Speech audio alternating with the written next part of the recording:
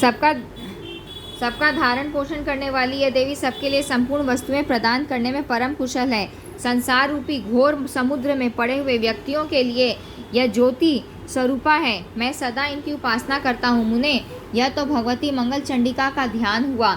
ऐसे स्तवन भी है, सुनो। महादेव जी ने कहा, जगन्माता भगवती मंगल चंडिके, तुम संपूर्ण विपत्तियों का विध्वंस करने वाली हो एवं हर्ष तथा मंगल प्रदान करने में सदा प्रस्तुत रहती हो। मेरी रक्षा करो, रक्षा करो। खुले हाथ हर्ष और मंगल देने वाली भगवती मंगल चंडिके, तुम मंगलदायिका, शुभा, मंगल दक्षा, मंगला, मंगलाहरा तथा सर्वमंगल मंगला कहलाती हो। देवी, साधु पुरुषों को मंगल प्रदान करना तुम्हारा स्वाभाविक गुण है। तुम सबके लिए मंगल की आश्रय हो। देवी, मंगल ग्रह ने तुम्हें अपनी अधिष्ठात्री देवी मानकर मंगलवार के दिन तुम्हारी पूजा की है। मनुवंश में उत्पन्न राजा मंगल तुम्हारी निरंतर पूजा करते हैं।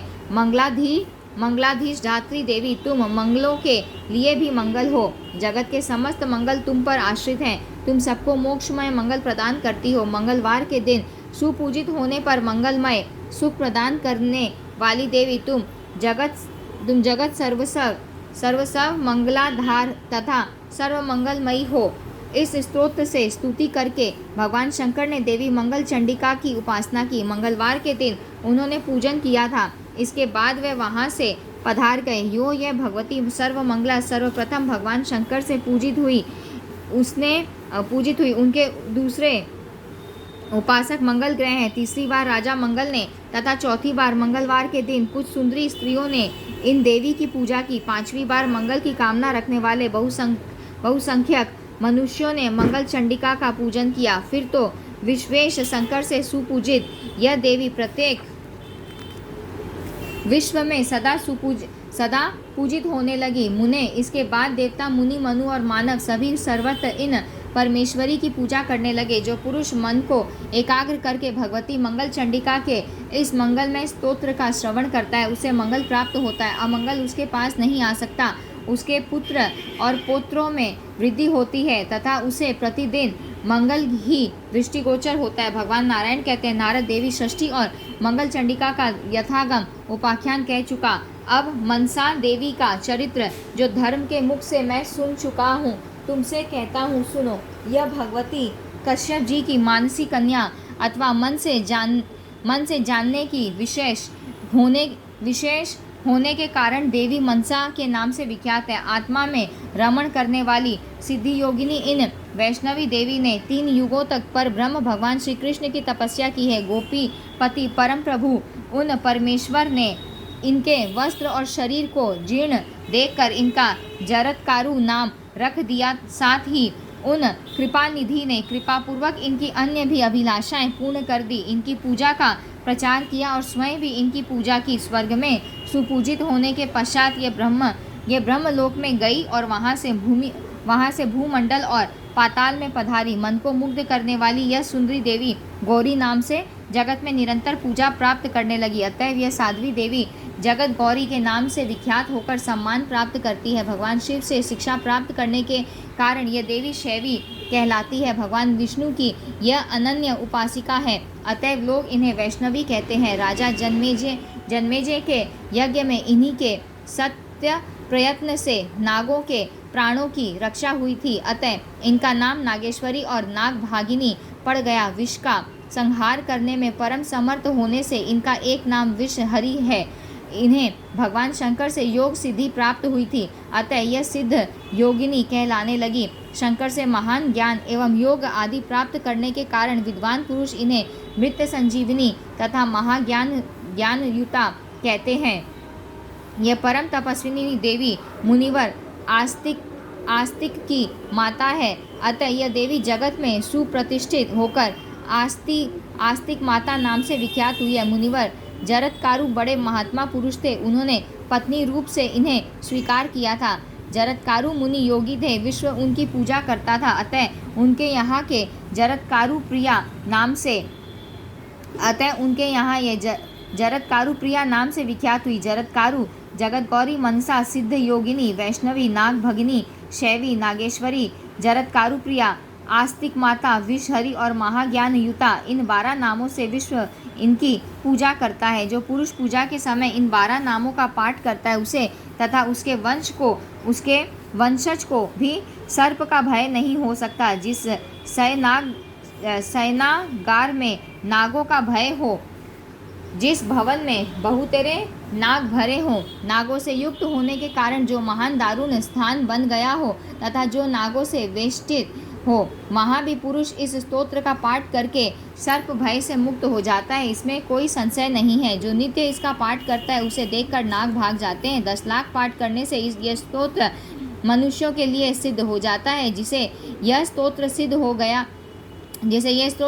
गया वह विष भक्षण करने तथा नागों को भूषण बनाकर नाग पर सवारी करने में भी समर्थ हो सकता है। वह नागासन, नागतल्प तथा महान सिद्ध होकर अंत में भगवान विष्णु के साथ अहर्निश क्रीड़ा करने का सौभाग्य प्राप्त करता है। मुनिवर, अब मैं देवी मनसा की पूजा का विधान तथा सामवेदोक्त ध्यान बतलाता हूँ, सुनो। भगवती मनसा श्वेत चंपक पुष्प के समान वर्ण वाली है। इनका विग्रह रत्नमय भूषणों से विभूषित है। विशुद्ध चिन्मय वस्त्र इनके शरीर की शोभा बढ़ा रहे हैं। इन्होंने सर्पों का यज्ञोपवीत धारण कर रखा है। महान ज्ञान से संपन्न होने के कारण प्रसिद्ध ज्ञानियों में भी यह प्रमुख मानी जाती है। यह सिद्ध पुरुषों की अधिष्ठात्री देवी है। ऐसी सिद्धि प्रदान करने वाली सिद्ध स्वरूपिणी भगवती मनसा की मैं उपासना करता हूँ। इस प्रकार ध्यान करके मूल मंत्र से भगवती की पूजा करनी चाहिए। अनेक प्रकार के नैवेद्य तथा गंध, पुष्प और अनुलेपन से देवी की पूजा होती है। सभी उपचार मूल मंत्र को पढ़कर अर्पण करने चाहिए। मुने, ये द्वादशाक्षर मंत्र सिद्ध हो जाने पर भक्त पुरुषों के लिए मनोरथ पूर्ण करने में कल्पवृक्ष का काम करता है। मंत्र इस प्रकार है: ओम ह्रीं श्रीं क्लीं ऐं मनसा देव्यै स्वाहा। 5 लाख मंत्र जप करने पर यह मंत्र सिद्ध हो जाता है। जिसे इस मंत्र की सिद्धि प्राप्त हो गई वह धरातल पर सिद्ध है। उसके लिए विष भी अमृत के समान हो जाता है। उस पुरुष से धन्वंतरी की तुलना की जा सकती है। ब्राह्मण, जो पुरुष संक्रांति के शुभ अवसर पर स्नान करके यत्नपूर्वक भक्ति भाव के साथ इन भगवती मनसा का आवाहन करके पूजा करता है तथा पंचमी तिथि को मन से ध्यान करके उन देवी को बलि अर्पण करता है, वह अवश्य ही धनवान, पुत्रवान और कीर्तिमान होता है। महाभाग पूजा का विधान कह चुका। अब धर्मदेव के मुख से जैसा कुछ सुना है वह उपाख्यान कहता हूँ, सुनो। प्राचीन समय की बात है। भूमंडल के सभी मानव नागों के भय से आक्रांत हो गए थे। अतः सबने मुनिवर कश्यप की शरण ग्रहण की। कश्यप जी भी भयभीत हो गए, किंतु ब्रह्मा जी के सहयोग से उन्होंने मंत्रों की रचना की। उसमें ब्रह्मा जी उपदृष्टा थे। वेद बीज के अनुसार मंत्रों की रचना हुई। साथ ही ब्रह्मा जी ने अपने मन से उत्पन्न करके इन देवी को इस मंत्र की अधिष्ठात्री देवी बना दिया। तपस्या तथा मन से प्रकट होने के कारण यह देवी मनसा नाम से विख्यात हुई। कुमारी अवस्था में ही यह भगवान शंकर के धाम में चली गई थी। कैलाश में पहुंचकर इन्होंने भक्तिपूर्वक भगवान चंद्रशेखर की स्तुति की। मुनि कुमारी मनसा ने देवताओं के वर्ष से 1000 वर्षों तक भगवान शंकर की उपासना की। तदनंतर भगवान आशुतोष इन पर प्रसन्न हो गए। मुने, भगवान शंकर ने प्रसन्न होकर इन्हें महान ज्ञान प्रदान किया, सामवेद का अध्ययन कराया और भगवान श्री कृष्ण के कल्पवृक्ष रूप अष्टाक्षर मंत्र का उपदेश किया। मंत्र का रूप ऐसा है: लक्ष्मी बीज, माया बीज और काम बीज का पूर्वम प्रयोग करके कृष्ण शब्द के अंत में डैंग विभक्ति लगाकर नम पद जोड़ दिया जाता है। ओम श्रीं ह्रीं क्लीं कृष्णाय नमः। भगवान शंकर की कृपा से जब मुनि कुमारी मनसा को त्रैलोक्य मंगल नामक कवच पूजन का कर्म सर्वसम्मत वेदोक्त पुरस्चरण का नियम तथा मंत्र प्राप्त हो गया, तब वह साध्वी उनसे आज्ञा ले पुष्कर क्षेत्र में तपस्या करने के लिए चली गई। वहां जाकर उसने परब्रह्म भगवान श्री कृष्ण की 3 युगों तक उपासना की। इसके बाद उसे तपस्या में सिद्धि प्राप्त हुई। भगवान श्री कृष्ण ने सामने प्रकट होकर उसे दर्शन दिए। उस समय कृपानिधि श्री कृष्ण ने उस कुशांगी बाला पर अपनी कृपा की दृष्टि डाली। उन्होंने उसका दूसरों से पूजन कराया और स्वयं भी उसकी पूजा की। साथ ही वर दिया कि देवी तुम जगत में पूजा प्राप्त करो। इस प्रकार कल्याणी मनसा को वर प्रदान करके भगवान अंतर्ध्यान हो गए। इस तरह इस मनसा देवी की सर्वप्रथम भगवान श्री कृष्ण ने पूजा की। तत्पश्चात शंकर, कश्यप, देवता, मुनि, मनु, नाग एवं मानव आदि से त्रिलोकी में श्रेष्ठ व्रत का पालन करने वाली यह देवी सुपूजित हुई। फिर कश्यप जी ने जरत्कारु मुनि के साथ उसका विवाह कर दिया। वह मुनि महान योगी थे। विवाह करने के पश्चात वह तपस्या करने में संलग्न हो गए। वह एक दिन पुष्कर क्षेत्र में उस वट वृक्ष के नीचे देवी मनसा की जांघ पर लेट गए और उन्हें नींद आ गई। इतने में सायंकाल होने को आया। सूर्य नारायण अस्ताचल को जाने लगे। देवी मनसा परम साध्वी एवं पतिव्रता थी। उसने मन में विचार किया, द्विजों के लिए नित्य सायंकाल संध्या करने का विधान है। यदि मेरे पति सोए ही रह जाते हैं तो इन्हें पाप लग जाएगा, क्योंकि ऐसा नियम है कि जो प्रातः और सायंकाल की संध्या ठीक समय पर नहीं करता है वह अपवित्र होकर पाप का भागी होता है। यो विचार करके उस परम सुंदरी मनसा ने पतिदेव को जगा दिया। मुनिवर जरत्कारु जगने पर क्रोध से भर गए। मुनि ने कहा, साध्वी मैं सुखपूर्वक सो रहा था, तुमने मेरी निद्रा क्यों भंग कर दी? जो स्त्री अपने स्वामी का अपकार करती है उसके व्रत, तपस्या, उपवास और दान आदि सभी सत्कर्म व्यर्थ हो जाते हैं। स्वामी का अप्रिय करने वाली स्त्री किसी भी सत्कर्म का फल नहीं प्राप्त कर सकती। जिसने अपने पति की पूजा की उससे मानो स्वयं भगवान श्री कृष्ण सुपूजित हो गए। पतिव्रताओं के व्रत के लिए स्वयं भगवान श्री हरि ही पति के रूप में विराजमान रहते हैं। संपूर्ण दान, यज्ञ, तीर्थ सेवन, व्रत, तप, उपवास, धर्म, सत्य और देव पूजन, ये सब के सब स्वामी की सेवा की 16वीं कला की भी तुलना नहीं कर सकते। जो स्त्री भारतवर्ष जैसे पुण्य क्षेत्र में पति की सेवा करती है वह अपने स्वामी के साथ वैकुंठ में जाकर श्री हरि के चरणों में शरण पाती है।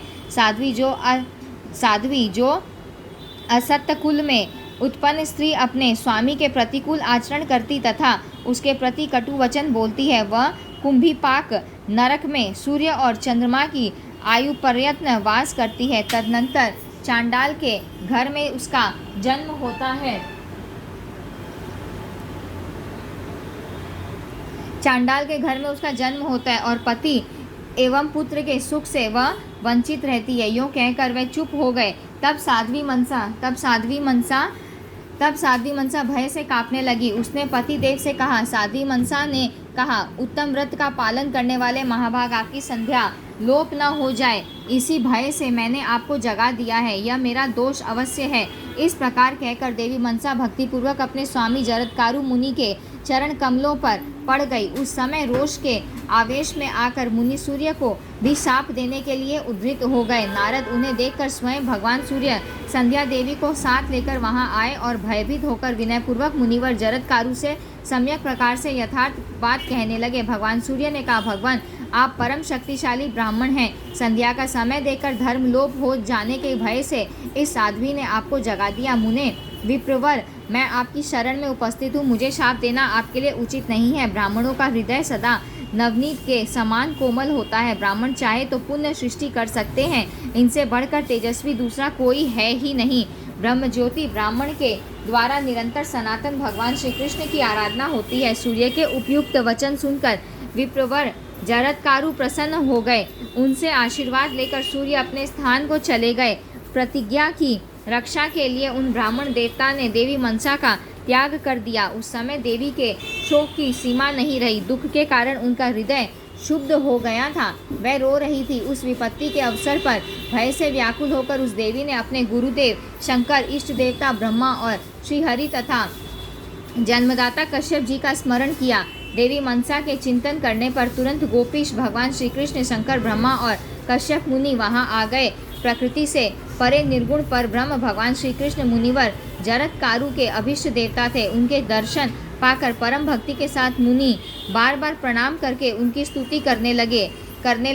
फिर भगवान शंकर, ब्रह्मा और कश्यप को भी नमस्कार किया। महाभाग देवताओं, आप लोगों का यहाँ कैसे पधारना हुआ है यो पूछा। मुनिवर जरत्कारु की बात सुनकर ब्रह्मा जी ने समयोचित बातें कही। भगवान श्री कृष्ण के चरण कमल को प्रणाम करके उन्होंने मुनि को उत्तर दिया, मुने तुम्हारी यह धर्म पत्नी मनसा परम साध्वी एवं धर्म में आस्था रखने वाली है। यदि तुम इसे त्यागना चाहते हो तो पहले इसको किसी संतान की जननी बना दो, जिससे यह अपने धर्म का पालन कर सके। संतान हो जाने के पश्चात स्त्री को त्यागा जा सकता है। जो पुरुष पुत्रोत्पत्ति कराए बिना ही प्रिय पत्नी का त्याग कर देता है उसका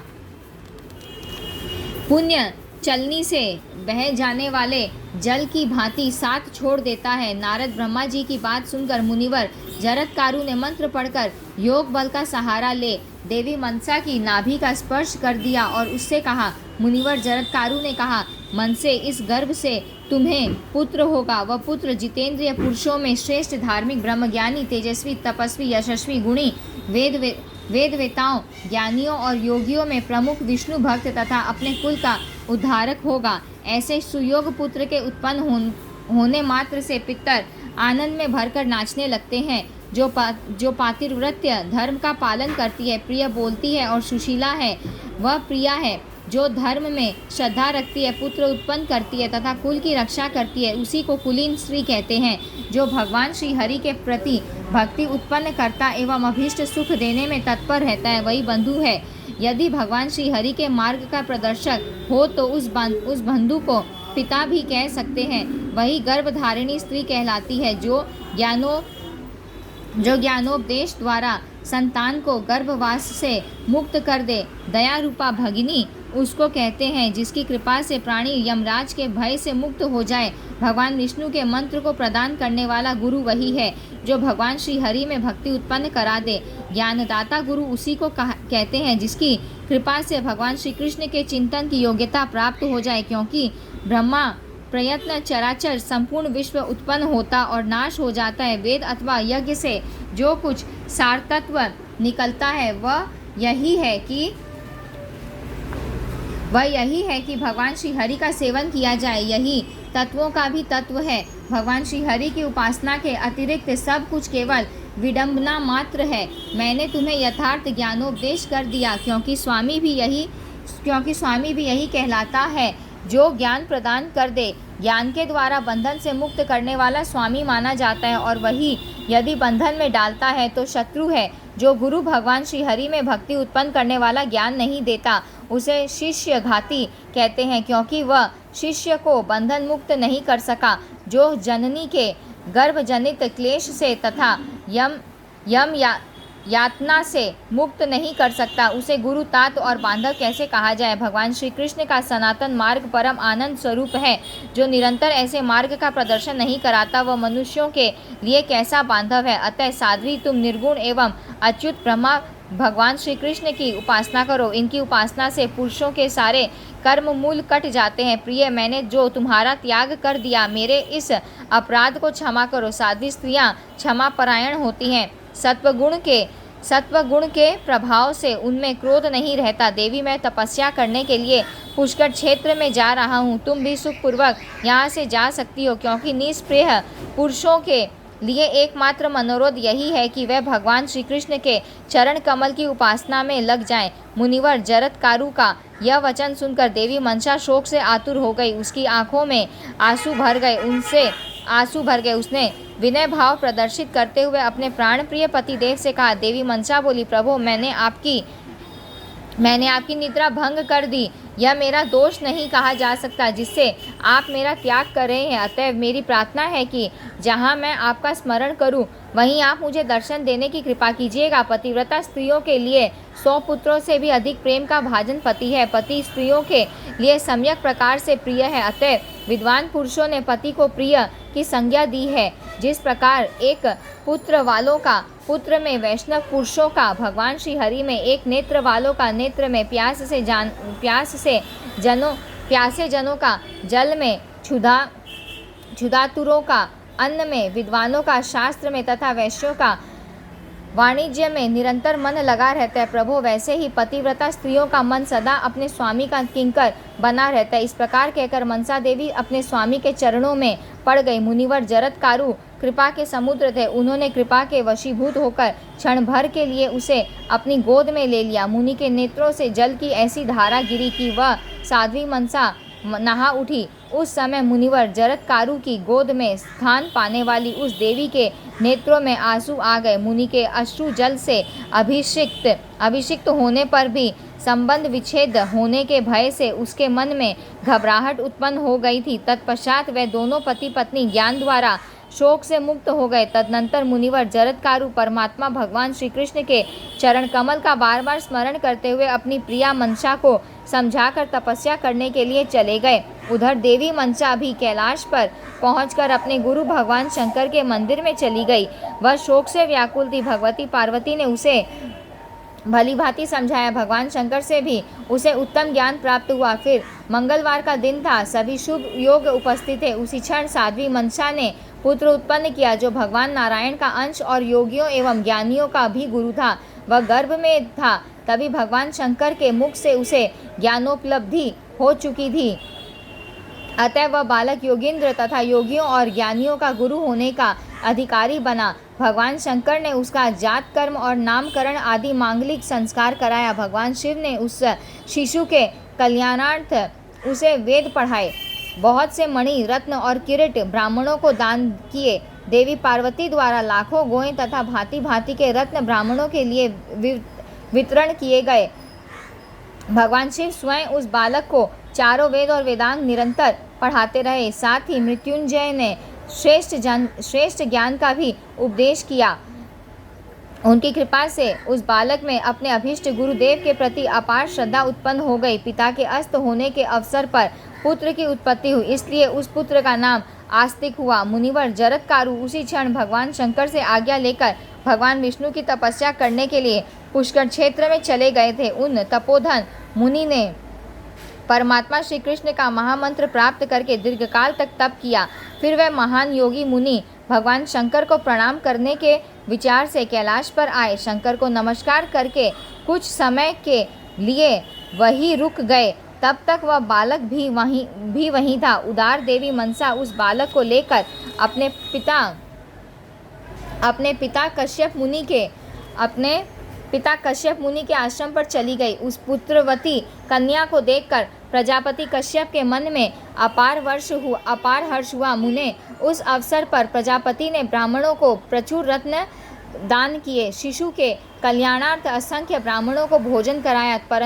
परंतप कश्यप जी की दीति अदिति तथा अन्य भी जितनी पत्नियां थी, उनके मन में भी बड़ी प्रसन्नता हुई। उनकी वह कन्या मनसा पुत्र के साथ सुदीर्घ काल तक सदा उस आश्रम पर ठहरी रही। इसी का उपाख्यान अभी पुनः कहता हूँ, सुनो। तदनंतर अभिमन्यु कुमार राजा परीक्षित को ब्राह्मण का शाप लग गया। ब्राह्मण दुर्देव की प्रेरणा से ऐसा कर्म बन गया कि सहसा परीक्षित शाप से ग्रस्त हो गए। ब्राह्मण ने कह दिया कि इस एक सप्ताह के बीतते ही तक्षक सर्प तुम्हें काट खाएगा। तक्षक ने 7वें दिन उन्हें डस लिया। राजा सहसा शरीर त्याग कर परलोक चले गए। जन्मेजय ने उन अपने पिता का दाह संस्कार कराया। मुने इसके बाद उन महाराज जन्मेजय ने सर्प सत्र आरंभ किया। ब्रह्म तेज के कारण समूह के समूह सर्प प्राणों से हाथ धोने लगे। तक्षक भय से घबराकर इंद्र की शरण में चला गया। तब ब्राह्मण मंडली इंद्र सहित तक्षक को मारने के लिए उद्यत हो गई। ऐसी स्थिति में इंद्र के साथ देवता भगवती मंसा के पास गए। उस समय इंद्र भय से अधीर हो उठे थे। उन्होंने भगवती मंसा की स्तुति की। फलस्वरूप मुनिवर आस्तिक माता की आज्ञा से राजा जन्मेजय के यज्ञ में आए। उन्होंने जन्मेजय से इंद्र और तक्षक के प्राणों की याचना की। ब्राह्मणों की आज्ञा अथवा कृपावश राजा ने वर दे दिया। यज्ञ की पूर्णाहुति कर दी गई। सुप्रसिद्ध राजा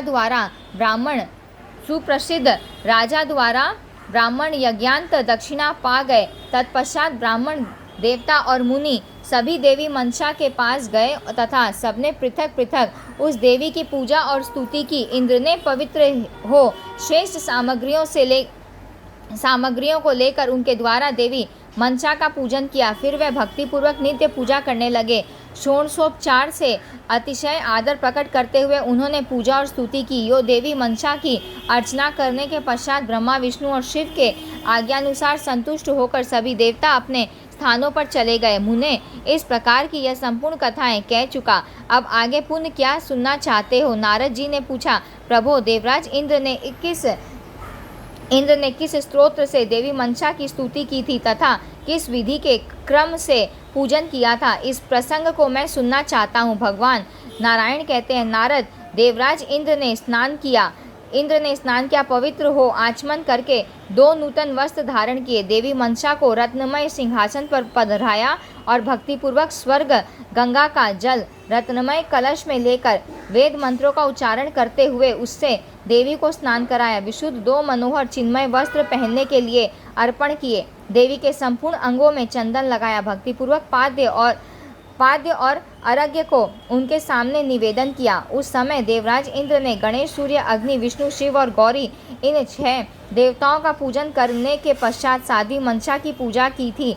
ओम ह्रीं श्रीं मनसा देव्ये स्वाहा इस दक्षाक्षर मूल मंत्र का उच्चारण करके यथोचित रूप से पूजन की सभी सामग्री देवी को अर्पण की। इस तरह 16 प्रकार की दुर्लभ वस्तुएं देवराज इंद्र के द्वारा साध्वी मंसा की सेवा में अर्पित हुई। भगवान विष्णु की प्रेरणा से इंद्र प्रसन्नता पूर्वक भक्ति सहित पूजा में लगे रहे। उस समय उन्होंने नाना प्रकार के बाजे बजवाए। देवी मंसा के ऊपर पुष्पों की वर्षा होने लगी। तदनंतर ब्रह्मा, विष्णु और शिव की आज्ञा से पुलकित शरीर होकर नेत्रों में अश्रु भरे हुए इंद्र ने देवी मंसा की स्तुति की। इंद्र बोले, देवी तुम साध्वी पतिव्रताओं में परम श्रेष्ठ तथा परात्पर देवी हो। इस समय मैं तुम्हारी स्तुति करना चाहता हूँ, किंतु यह महत्वपूर्ण कार्य मेरी शक्ति के बाहर है। देवी प्रकृति तुम्हारे स्तोत्रों के लक्षण और तुमसे संबंध रखने वाले उपाख्यान वेदों में वर्णित हैं। मैं तुम्हारे गुणों की गणना नहीं कर सकता। तुम शुद्ध सत्व स्वरूपा हो। तुम में कोप और हिंसा का नितांत अभाव है। मुनिवर जरत्कारु तुम्हें त्यागने में असमर्थ थे, अतः उन्होंने तुमसे याचना की थी। तुम साध्वी देवी माता अदिति के समान मेरी परम पूज्या हो। तुम दया रूप से भगिनी और क्षमा रूप से जननी हो। सुरेश्वरी, तुम्हारी कृपा से पुत्र और स्त्री के साथ मेरे प्राणों की रक्षा हुई है। मैं तुम्हारी पूजा करता हूँ। तुम्हारे प्रति मेरी प्रीति सदा बढ़ती रहे। जगदम्बिके, तुम सनातनी देवी हो। यद्यपि तुम्हारी सर्वत्र नित्य पूजा होती है, फिर भी मैं तुम्हारी पूजा का प्रचार कर रहा हूँ। सुरेश्वरी, जो पुरुष आषाढ़ मास की संक्रांति के समय मनसा संयक पंचमी अर्थात नाग पंचमी एवं मास के अंत में प्रतिदिन भक्ति के साथ तुम्हारी पूजा करेंगे, उनके यहाँ पुत्र, पौत्र और धन में वृद्धि होगी, यह निश्चित है। साथ ही वे यशस्वी, कीर्तिमान, विद्वान और गुणी होंगे। जो व्यक्ति अज्ञान के कारण तुम्हारी पूजा से विमुख होकर निंदा करेंगे, उनके यहाँ लक्ष्मी नहीं ठहरेगी और उन्हें सर्पों से सदा भय बना रहेगा। तुम स्वयं सर्वलक्ष्मी हो। वैकुंठ में तुम्हें कमलालया कहते हैं।